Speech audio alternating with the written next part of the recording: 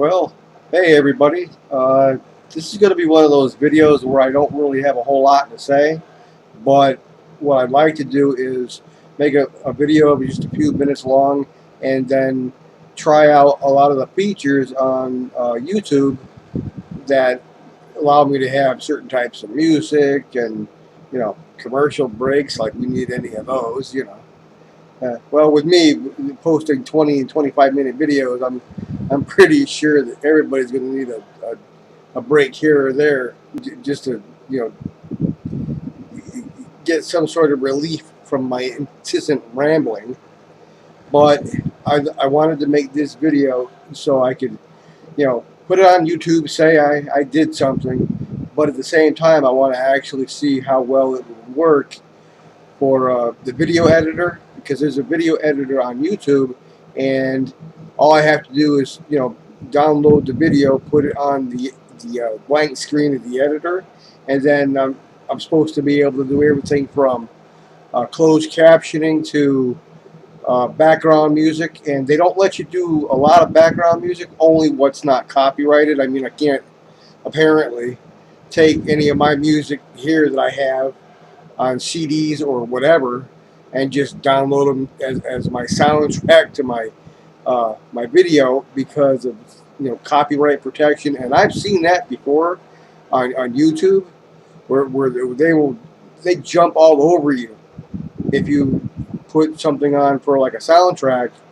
and you don't get the author's permission, the author of the actual song, or whoever wrote the piece, whatever. You don't get their express written consent. All of a sudden, you may not get sued, but you will get banned from YouTube. You will get your channel will just be cut off, everything. So I wanted to actually take this particular video and see exactly what kind of crazy stuff I could do to it. Listen to me.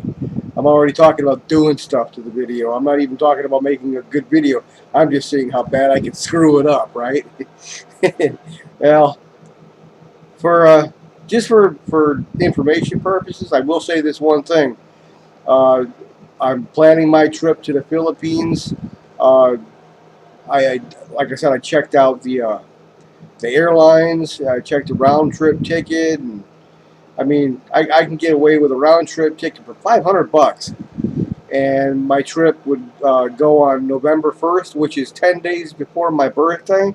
I kind of planned it that way, Wanted to do something special for this particular birthday. I felt like doing it that way, and I would come back around January 2nd or so of well, 2017 it would be. But I just wanted to let you know that it's like I'm starting to put stuff together, and I'm making all these plans, and that's why a lot of times you can wait for a week for a video from me, because I'm so busy trying to put everything together that it's time consuming. And I want to make sure I get this right. I want to make sure that I do this trip right, because I don't know how many people out there know this about me. There's a few that do know.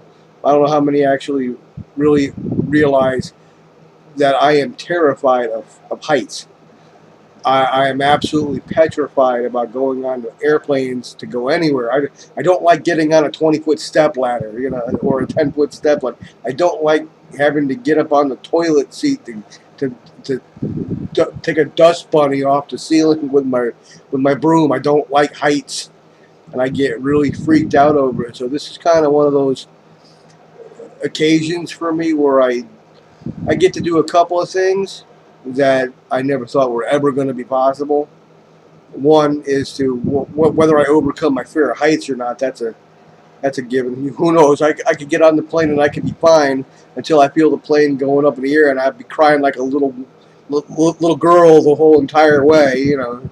I mean, weeping in my chair for the whole way. Woohoo! It's like 16 hours worth of this. Oh no! But who knows? But the point is, it's something that I've wanted to do for a long time, and I've also wanted to go visit the Philippines for a couple of years now or so. I mean, it became something that I want to do so much that it's almost like an obsession. I have to do it. I want to do it. It's nothing I'm planning on not coming back from. It's something that I really feel the desire in my heart to do. So that's why I'm spending a lot of time, you know, looking up airlines, looking up about getting a passport, seeing what kind of immunizations I need, how much money I'm going to need to put all this together.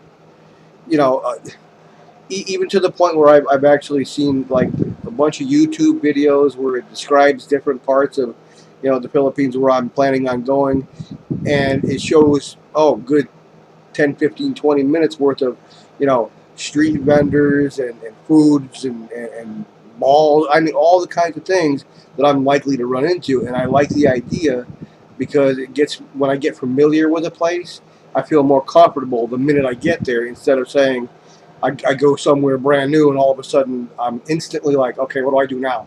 I don't know what to do. So for me, it's always a good thing to enhance my trip with knowledge I have beforehand of what I'm about to walk into. And I don't mean to make that sound like it's a bad thing, because it's not. It's my way of expressing how I plan for something. I don't like to think I go off somewhere spontaneously, like I have no thought about it, and somehow I'm prone to making mistakes because I'm somehow spontaneous and I don't think. Well, actually, yes, I do, and that's why I'm doing it this way, to do all this research I have to do before November, put all the money together, buy all the things I need, and get all the preparations intact as soon as possible, because I don't like the idea of waiting till the last minute. I mean, I don't want to have to be waiting for a week before I go to actually try to get all these things together, because that's not going to happen. I mean, just for the passport alone, I could be waiting 6 to 8 weeks for it to be delivered in the mail, because it's not something you go pick up. You have to go to a local post office to apply for it, take a picture for it, but you don't get it right there. They send it to you. It's not they call you up and say your passport's ready, Mr. Wright. You can come pick it up anytime, because you can't. They are legally required to send it to you. I guess for purposes of making sure that you get it, so there's no chance of I don't know what, a lawsuit later saying that, hey, you guys never sent me my passport, it's your fault. Well, yes, you did, because it comes by registered mail, so you'll know. But like I said, it takes like 4 to 6 weeks, 6 to 8 weeks, just to get that whole process done and over with. And that's even if they allow you to have a passport. Now, I don't have any restrictions. I don't know why I wouldn't get one. I'm a first-time passport user, that kind of thing. I'm, not in trouble. I don't have any federal laws hanging over my head. I don't have any children, so there's no child support. I don't have any of that stuff that could be a cancellation for a passport. But I'm also one of those kinds of people who say, if they say there's a possibility that there could be a delay, I always assume that, I plan for if there is. I don't say, well, this can't possibly happen to me because of this, or this, only to find out if something else comes along and I still have to wait or whatever. I like to be able to say, well, I planned for that. So, of course, getting the plane ticket's going to be one of the bigger purchases, because like I said, that's like $500, and I don't know what kind of income people think I have, but I don't have it's going to take a while to actually put that kind of money together, although not as long as you may think. But it's not something I just do overnight. And not for nothing, never mind the fact that we're just talking about the plane trip. What about when I get there? I have a friend of mine there that's agreed to let me stay in an empty room, an unused room, and that's great. I really thank her for that. That's wonderful. But you also don't want to go to a new place, a place you've never been, another country, with so little money that you have no options. You know what I mean? It's like you don't want to go someplace brand new only to find out that you're going to be there for a little while and you don't have enough money to really do what you came there to do. And in my particular case, I'm going there to enjoy myself. I don't plan on getting a plane ticket and somehow thinking I'm going to go to the Philippines with $20 in my pocket and I'm going to have a great old time. No, that's not going to happen. So that's why I do these things beforehand. I think about these things beforehand and I plan accordingly, which is why I try to start well in advance so I can put all kinds of money together and see, okay, I got this for this. I don't want to have to wait till the last second and say, well, am I going to have this for this? So anyway, that's why I've been kind of distracted about that lately, so I haven't really done a lot with making videos. I probably should though, because I've been dying to get involved in conversations about different laws that are coming up now that are starting to like Georgia's passing a law. They're coming from Indiana about like religious freedoms, and how certain communities are trying to prevent Christians from having religious freedom. At the same time, these other communities are demanding the right to tell Christians, and I mean like churches, pastors, people in authority positions, to tell them what they can and cannot do, what they can and cannot say in the public domain as well as privately inside their own religious buildings. You got people that are out there assaulting religious freedom in this country, and they think it's not just their right to do it, it's their responsibility because they're the ones who are right and those crazy Christians have to be dealt with. But at the same time, they don't put it that way. What they say is, we're just arguing for equal rights. I beg to differ. I've seen these stories come through, and I've seen stories, I've heard stories, and I've read stories from different news outlets. I don't just attach myself to just one, but they all seem to have the same theme. So nobody can say, well, you're just reading a biased newspaper, a biased website. No, I'm not. I'm reading a bunch of them that actually there are a couple out there who tend to support different types of gay rights, lesbian rights, the LGBT community, and then religious rights. I mean, I tap into all those. So nobody can tell me that I only have a certain point of view only because I'm narrow-mindedly limiting myself to one or two pieces that I agree with. Fact is, there are many things going on in our community now that it seems like everybody's arguing for their rights to do whatever. And it's become more or less like, well, if you don't agree with my right to do whatever I want to do, you're the bad guy and you need to go away. And I'm going to make you go away, not by getting laws that agree with what I'm trying to do, but by changing the ones that already protect you. Manipulate those laws, change those laws around so that you may not lose all your freedoms right now, but you'll lose enough of them to let me insidiously squeeze under the door to manipulate, control, and influence constitutional lawmaking that is on its face discriminatory. But at the same time, like I said, it's discrimination against the Christian community. But at the same time, the other community is saying, well, it's my right to argue. It's my right to